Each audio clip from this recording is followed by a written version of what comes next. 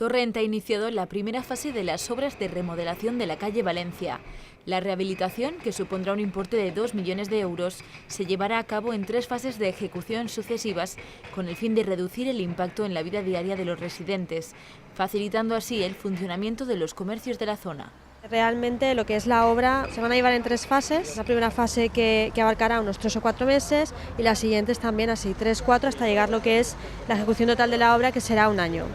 La calle se cortará al tráfico y el Ayuntamiento de Torrent facilitará a todos los vecinos afectados nuevos accesos al barrio.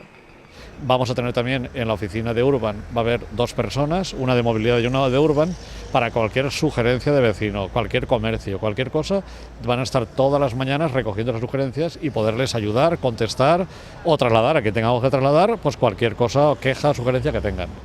El consistorio, a través de la Concejalía de Movilidad, ha realizado una circular informativa que recibirán todos aquellos implicados en la primera fase de las obras. Además, ha diseñado una planificación de accesos para que los vecinos de Torrent puedan acceder por la propia calle Valencia durante la remodelación.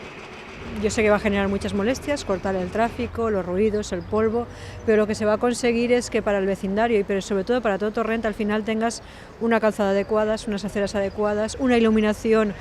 propia del siglo XXI, no de mitad del siglo XX, los contenedores soterrados, unas aceras adaptadas para personas con movilidad reducida, y al final es posiblemente la actuación más importante que vamos a llevar en el año que viene, en un beneficio que será para el barrio pero también para toda la ciudad de Torrent, ¿no? Una actuación que acabará por convertir la calle Valencia en una de las mejores avenidas de Torrent.